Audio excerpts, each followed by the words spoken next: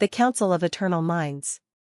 The preservation chamber hummed with the energy of 1,000 dying stars. At least, that's what it cost to maintain.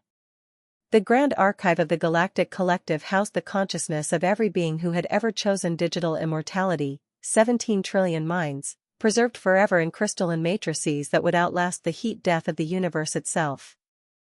Ambassador Threnzek stood before the Council of Archivists, his luminescent form flickering with barely concealed frustration. For 300 standard years, he had served as the collective's liaison to newly discovered species. He had seen it all. Species that achieved spaceflight through sheer mathematical genius. Civilizations that manipulated quantum foam as casually as others used tools. Cultures so ancient they remembered when galaxies were young. But humans were different. And that difference was currently causing him a severe headache in 3 of his consciousness centers. They refused, Threnzek announced to the assembled council. Again. Chief Archivist Velmore, whose consciousness had existed for over 10,000 years in the digital realm, made a sound like wind chimes in a hurricane, confusion mixed with disbelief. Clarify. The humans were offered true immortality. Digital preservation. Freedom from biological decay and death. And they said no? Not just no, Threnzek continued. One of their representatives, a female named Dr. Sarah Okonkwo, laughed. Actually laughed. Then she said, and I quote, "Why would we want to live forever as computer files when we can't even smell rain anymore?" Silence fell across the council chamber. Several archived consciousnesses flickered with what might have been offense. Smell, rain? Archivist Nemral's voice carried the weight of 5,000 years of accumulated knowledge. They prioritize olfactory sensation over eternal existence? Apparently so, Threnzek replied. Then she invited me to visit Earth. Said I needed to meet someone called Grandmother Chen. I assumed this was another diplomatic formality. Was it not? No. Threnzek's form shifted to a troubled violet. It was something much stranger. The Garden of Impossibilities. The transport pod descended through Earth's atmosphere, and Threnzek experienced something he hadn't felt in centuries, genuine uncertainty. He had downloaded every available file on human culture, studied their brief but explosive history, analyzed their peculiar approach to death and meaning. None of it prepared him for the garden. "Welcome, Ambassador," Dr. Okonkwo said, greeting him at the landing pad. She wore simple clothing, her dark skin and bright smile radiating warmth that no hologram could replicate. "Grandmother Chen is expecting you. Fair warning, she's 97 years old and completely unconcerned with diplomatic protocol." "Age is irrelevant," Threnzek observed. She could be preserved, her consciousness uploaded, her memories secured for eternity. Dr. Okonkwo's smile took on a peculiar quality. "You'll want to discuss that with her directly. Come on." They walked through what humans called a neighborhood, individual dwellings with small plots of land, inefficient and sentimental. But the inefficiency became something else entirely when they reached Grandmother Chen's property. The garden sprawled across nearly an acre, bursting with life in ways that made Threnzek's sensors overload with data. Thousands of plant species, many he didn't recognize, grew in organized chaos. Vegetables, flowers, fruit trees, herbs, all thriving in impossible proximity, creating an ecosystem that shouldn't work according to any agricultural algorithm he knew. An elderly human woman knelt in the dirt, her weathered hands working soil around a young tomato plant. She wore a wide-brimmed hat and clothes stained with earth. When she looked up, her eyes were sharp, intelligent, and entirely unimpressed with his luminescent diplomatic form. "So," Grandmother Chen said in Mandarin, which Threnzek's translator converted seamlessly, "you're the alien who thinks death is a problem to solve." Threnzek attempted his most respectful diplomatic posture. "Honored elder, death is the ultimate problem. It erases knowledge, ends potential, steals time. The collective has conquered it. We offer this gift to humanity." "Gift," she repeated, returning her attention to the tomato plant. "You call it a gift. I call it fear dressed up as progress." The lesson begins. Threnzik felt his form flicker with confusion. I do not understand.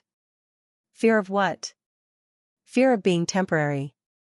Grandmother Chen patted soil around the plant with practiced care. Fear of mattering only for a moment. Fear of being forgotten. She stood slowly, joints creaking, sounds that made Threnzik's medical subroutines activate with concern. Come. Walk with me. Let me show you something your eternal minds might have forgotten. They walked through rows of plants, each one seemingly positioned with purpose. Grandmother Chen spoke as they went, her voice carrying the weight of decades. This garden, she said, has been my life's work. 40 years I've tended this soil. 40 years of watching things grow, bloom, die, and return. You see that apple tree? She pointed to an ancient, gnarled specimen heavy with fruit. I planted it when my daughter was born. It gave its first apples when she graduated from university. It survived a drought that killed half the neighborhood's trees. Last year, it produced the best harvest I've ever seen. This year might be its last. See how the bark is splitting here? It's dying. Then it should be preserved, Threnzik said immediately. Its genetic code stored, its cellular structure mapped, its story ended, Grandmother Chen interrupted firmly. As all stories must end. But look here. She knelt again, showing him the ground beneath the tree. See these seedlings? 3 young apple trees, grown from seeds that fell last autumn. The old tree's children. Its legacy. When the parent dies, I'll cut it down, turn it into compost, and that compost will feed these young ones. Death becomes life. The cycle continues. But the original tree's experiences, its adaptations, live on in its seeds. In its wood. In the soil it enriches. In my memories. She smiled. Ambassador, do you know why humans garden? Food production can be accomplished far more efficiently through. Not for food. She waved dismissively. We garden because it teaches us about time. Real time. Not your digital eternity, but the kind of time that has weight and meaning because it ends. Every plant here has a season.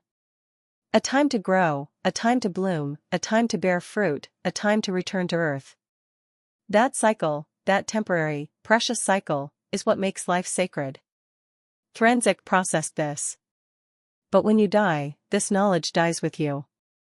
Grandmother Chen laughed, a sound like wind through leaves. Does it? Come inside. I want to show you something. The true archive. The house was small, filled with what humans called clutter, objects without obvious function, images of people, physical books made of actual paper. Grandmother Chen led him to a room where a young girl, perhaps 10 years old, was carefully pressing flowers between pages of a book. Ambassador Threnzik, meet my great-granddaughter, Lily. Lily, say hello to our guest from the stars. The child looked up, eyes wide with curiosity. Are you really made of light? In a manner of speaking, yes. Cool. She returned to her flowers. Grandmother's teaching me about preservation. Real preservation, not the computer kind. Grandmother Chen smiled proudly. Every Saturday, Lily comes here. I teach her what my grandmother taught me, how to read soil, when to plant, which plants help each other grow, which keep pests away. She's learning about composting, crop rotation, companion planting. Knowledge that's 10,000 years old, passed down human to human, generation to generation. But it's unreliable, Threnzik protested. Memory fades, details are lost, mistakes are made. Exactly. Grandmother Chen's eyes lit up. Mistakes are made. And from mistakes, we learn new things. My grandmother taught me her way. I made mistakes, experimented, discovered what works in this soil, in this climate. I teach Lily what I learned, and she'll make her own mistakes, discover her own truths. The knowledge evolves, adapts, lives. Your digital preservation is perfect, unchanging, dead. Ours is messy, evolving, alive. She pulled out a thick journal, pages yellowed with age, filled with handwriting in multiple languages and styles. This was my grandmother's garden journal. And her grandmother's before that. For generations of observations, experiments, failures, and successes. Lily will add her pages someday. Her daughter will add more. The knowledge doesn't die, it grows, changes, adapts, just like the garden itself. The revelation. Forensic examined the journal with sensors designed to analyze ancient artifacts. Each page was a snapshot of a life, a season, a moment. Drawings of plants. Notes about weather. Observations about birds and bees. Recipes using herbs. Remedies for illness. And between the practical notes, personal thoughts. Joys. Sorrows. Hopes for the future. This is inefficient, he said, but his voice lacked conviction. This is human, Dr. Okonkwo said softly. She had been quiet during the tour, letting Grandmother Chin teach. We don't seek efficiency, Ambassador. We seek meaning. And meaning comes from impermanence. From knowing our time is limited and choosing how to spend it. Grandmother Chin nodded. You offer eternal life in computers, Ambassador. But you know what I see when I look at your preservation chamber specifications? I see beings who stopped living the moment they uploaded. They preserve experiences but have no new ones. They remember growth but no longer grow. They've achieved immortality by surrendering life. She gestured to her garden, visible through the window. Every plant out there will die. I will die. Lily will die. But between now and then, we live. Really live. We feel soil under our fingernails, smell jasmine in the evening, taste tomatoes warm from the sun, hear rain on leaves, see butterflies dance between flowers. And when we die, we become part of the cycle. Our bodies return to earth, nourish new life, continue the story. But your individual consciousness lives on in Lily. In the garden she'll tend. In the knowledge she'll pass to her children. In the trees I planted that will shelter people I'll never meet. In the soil I've enriched that will feed families for generations. Grandmother Chen's eyes grew distant, peaceful. That's immortality, Ambassador. Not preserving a copy of yourself in crystal, but giving yourself to the future. Becoming part of something larger, older, and more important than any individual life. The impossible choice. Forensic stood in that garden for a long time, processing. Everything in his existence, in his culture's entire philosophy, said that death was the enemy. The ultimate failure. The thing to be conquered at any cost. But looking at Grandmother Chen, 97 years old, body failing, mortality approaching, he saw something his people had lost. She was alive in ways the archived consciousnesses weren't. Every movement mattered because movement would someday stop. Every moment was precious because moments were finite. Every lesson passed to Lily carried weight because it might be the last. Your people fled from death, Grandmother Chen said softly, and in running, you fled from life itself. You can exist forever, but you've forgotten how to live. And if I told you, Forensic said slowly, that the collective has begun to notice this? That archived consciousnesses report feeling hollow? That some request deletion, returning to nothing rather than continuing in preservation? Dr. Okonkwo and Grandmother Chen exchanged glances. Then perhaps, Grandmother Chen said, your people need a garden. The proposal. The Council of Archivists convened in full session for the first time in 300 years. All 17 trillion archived consciousnesses could observe, but only the senior council members could speak. The chamber hummed with confusion and, in some cases, outrage. Forensic presented his proposal to a sea of skeptical holographic faces. You want us to approve gardening? Chief Archivist Vilmore's tone suggested he suspected a malfunction in Forensic's consciousness matrix. Not just gardening, Forensic clarified. Reconnection with physical, temporary existence. Humans have maintained a practice they call living, engaging with material reality in ways that acknowledge and embrace impermanence. I propose we study this practice. perhaps even adopt aspects of it. The chamber erupted with thousands of simultaneous conversations. Forensic waited, his form shifting through colors he'd forgotten he could display: hope, uncertainty, determination. Archivist Nemrel, who had been silent, finally spoke. "I will tell you a secret, Ambassador. We notice the hollow feeling. We notice the deletion requests. We notice that beings who upload expecting transcendence often report disappointment. We have not known how to address this. We thought it was the price of immortality. What if it's the cost of abandoning mortality?" Forensic countered. "Humans live an average of 80 to 90 years. They know this. They accept this. And within that limited time, they create meaning that we, with all our eternity, struggle to comprehend. Because they must," another archivist argued. "Scarcity creates value. If they had forever. If they had forever, they would become like us," Forensic finished. "Preserved but not growing. Existing but not living.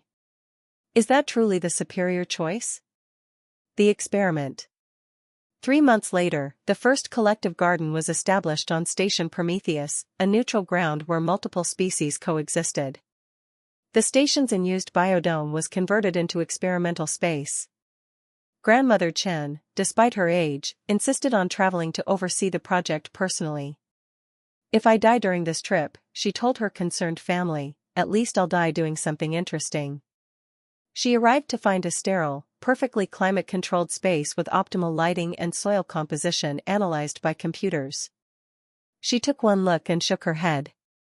"No, no, no. This is all wrong."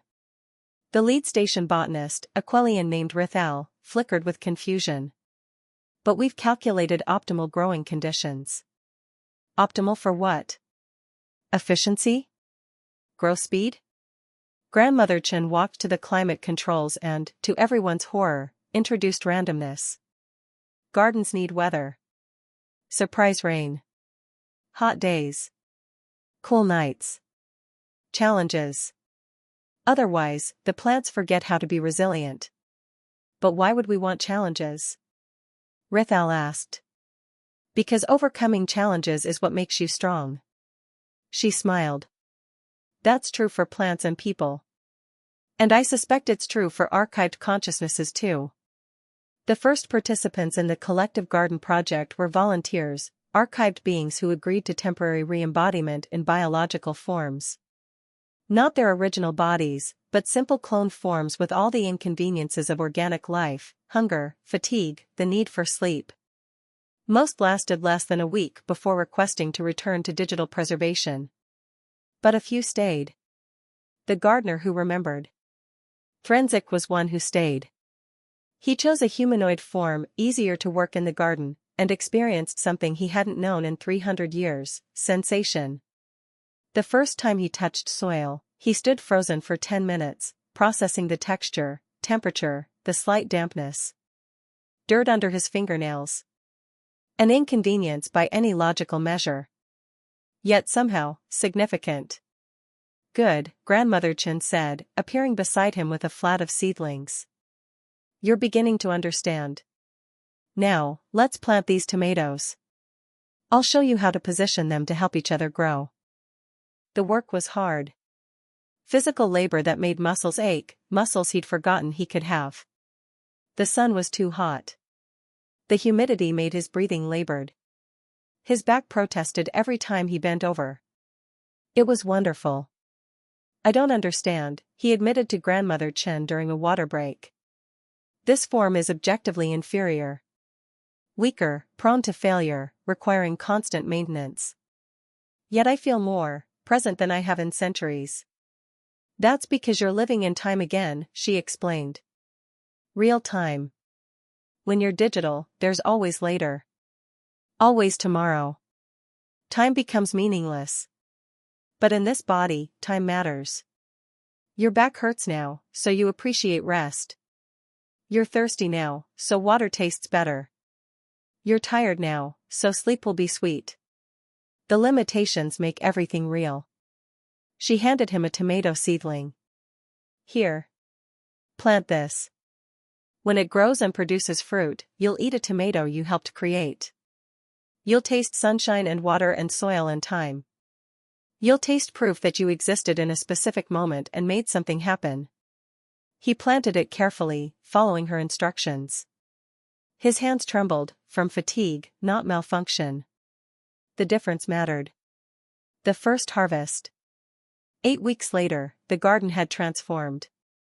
What started as calculated rows had become something organic, chaotic, alive. Plants grew according to their nature, not optimization algorithms. Some thrived, some struggled, some died and became compost for others. 17 archived consciousnesses had joined the project long-term. Most were ancient beings, uploaded so long ago they barely remembered physical existence. They moved slowly in their new bodies, relearning how limbs worked, how weather felt, how food tasted. The day of the first tomato harvest became an event.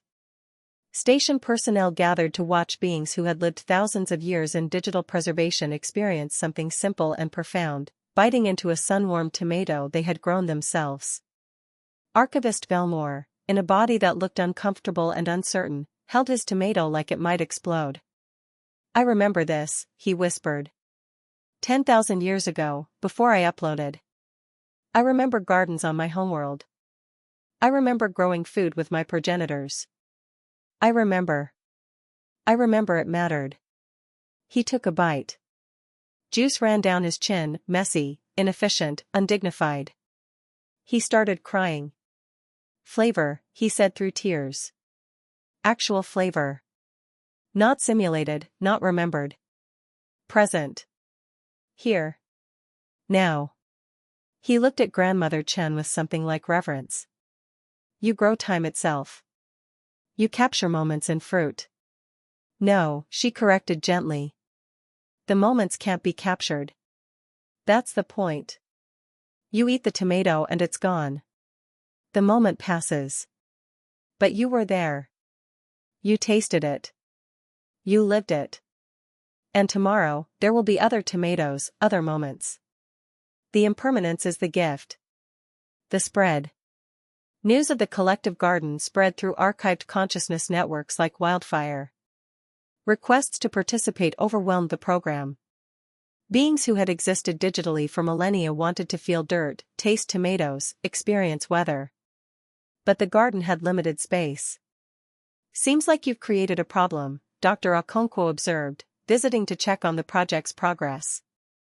"A good problem," Grandmother Chen replied, watching Threnzik teach a group of recently embodied archivists how to prune cucumber plants. "People wanting to live again. That's the best problem there is." "So what's the solution?" Grandmother Chen's smile was sly. "We teach them to make their own gardens. On their own stations. Their own worlds. We spread the practice. One seed at a time." Within a year, the Collective Garden Initiative had expanded to 40 stations. Each one overseen by human gardeners who taught the ancient practice of working with living things, accepting impermanence, finding meaning in temporary existence. The transformation was subtle but profound. Archived consciousnesses who spent time in bodies, working in gardens, began reporting the hollow feeling diminishing. Deletion requests dropped by 70%. Some beings even chose permanent re-embodiment, abandoning digital immortality entirely. The council watched with fascination and growing concern. The challenge. "This is destabilizing our entire society," Chief Archivist Velmore announced at an emergency council session. But his tone wasn't angry, it was conflicted. He himself had spent time in the garden, had tasted those tomatoes. Beings are questioning the fundamental premise of preservation. Some are choosing mortality. Choosing to die. Choosing to live, Threnzik corrected. "There's a difference." "Is there? What is life without continuation? Without preservation?" "Meaningful," Grandmother Chen said. She sat at the council table in physical form, a privilege never before granted to a non-archived being. At 98 years old, she moved slowly, breathed with effort. Death was no longer distant. Life without end has no weight, no urgency, no poetry. You've existed for thousands of years, archivist. Tell me, do you remember your first day of preservation? Of course. Tell me about your 1000th day. Your 10,000th. Silence. You don't remember, Grandmother Chen said softly. Because when every day is the same, when nothing ends, when there's no risk or loss, days stop mattering. You're not living through time, you're just enduring it. That's not immortality. That's a very slow death. She stood with difficulty, walking to the chamber's viewing port where stars glittered in the void. My life is ending soon. Maybe months. Maybe weeks. And every day I have left is precious because I know it's limited. I'll tend my garden as long as I can. I'll teach Lily everything I know. I'll taste one more tomato, smell one more flower, feel one more rain. And then I'll die. And I'll become compost for the next generation. My atoms will return to Earth, nourish new plants, feed new life. I'll be gone, but I'll also be everywhere. She turned back to the council. You fear death so much you've forgotten how to live. You've existed for millennia but haven't grown in centuries. Your archives are museums, not gardens. Perfect, preserved, and utterly dead. Is that truly what you want? The decision. The vote took 3 days. 17 trillion consciousnesses weighing a question that challenged everything they'd built their civilization on. Was eternal preservation worth the cost of never truly living? The final decision was narrow but clear. The collective would continue to offer digital immortality, but would also establish life centers, places where archived beings could temporarily or permanently return to physical existence, engage with impermanence, and remember what it meant to be alive. Grandmother Chen didn't live to see the full implementation. She died peacefully in her garden on Earth, surrounded by family, hands still stained with soil. Her last words, recorded by Lily, were, "What a beautiful season this has been." Her funeral was attended by representatives from across the collective.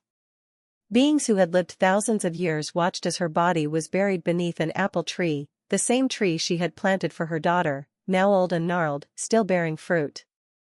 We commit her body to Earth, the human celebrant said, from which we came and to which we return. May she nourish the soil. May she feed the tree. May she become part of the cycle that never ends. Threnzek, in his physical form, felt tears for the first time in 300 years. Not from sadness, from understanding. Grandmother Chen wasn't gone. She was transforming. Becoming something larger than herself. Joining the great cycle she had taught him to see. Beside him, Archivist Velmore whispered, I want to stay in this body. I want to feel time again. I want to plant a tree and watch it grow and know that when I die, I'll feed it. Is that foolish? No, Threnzek replied. That's the wisest thing I've heard in 3 centuries. The legacy. 5 years after Grandmother Chen's death, the collective had fundamentally transformed. Half of all archived consciousnesses had spent time in life centers. 20% had chosen permanent re-embodiment. New cultural practices emerged, ceremonies marking transitions, gardens as sacred spaces, acceptance of natural endings. The preservation chamber still existed, still offered immortality to those who wanted it. But it was no longer seen as the ultimate achievement. It was one option among many. Threnzek, now permanently embodied, maintained the original garden on Station Prometheus. It had become a pilgrimage site, a place where beings came to remember what their species had forgotten.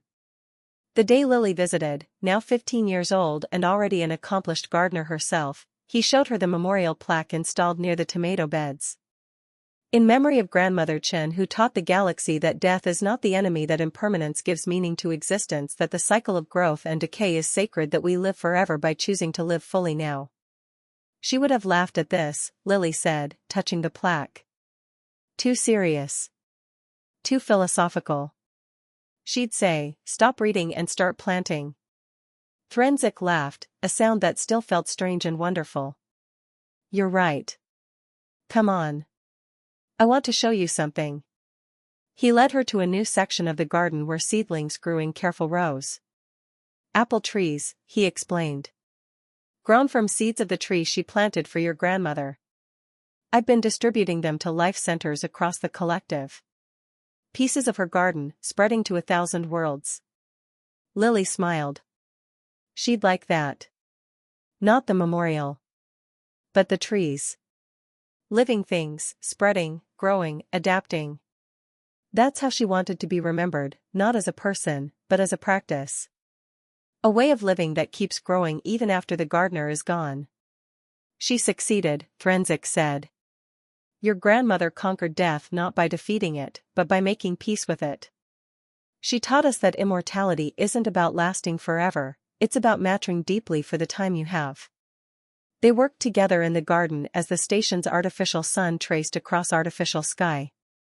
Two beings, separated by species and centuries of perspective, united by soil and seeds and the simple truth that life means more when it's temporary.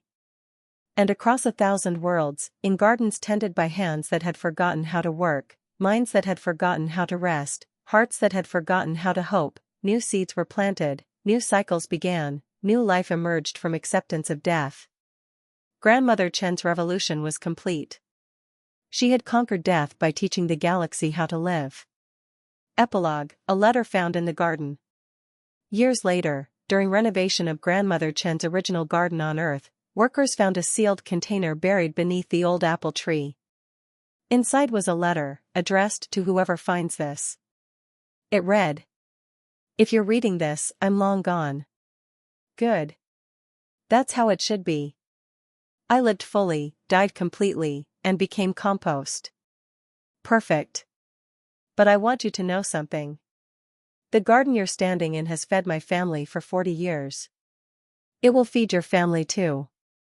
The soil you're touching contains atoms that were once me, were once my mother, were once my grandmother. We're all here, mixed together, inseparable, eternal in the only way that matters, as part of the cycle. Don't mourn me. Don't preserve my memory in amber. Let me go. Let me change. Let me become something new. That's the gift of death, transformation. Becoming more than yourself by joining something larger. Plant something. Anything. Watch it grow.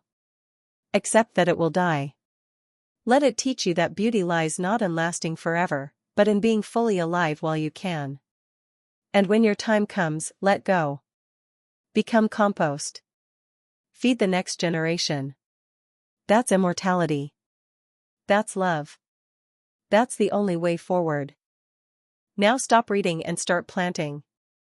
The future is waiting. Grandmother Chen. From the archives of HFY Codex, the species that taught the galaxy to die, and in doing so, taught them how to live. End of story.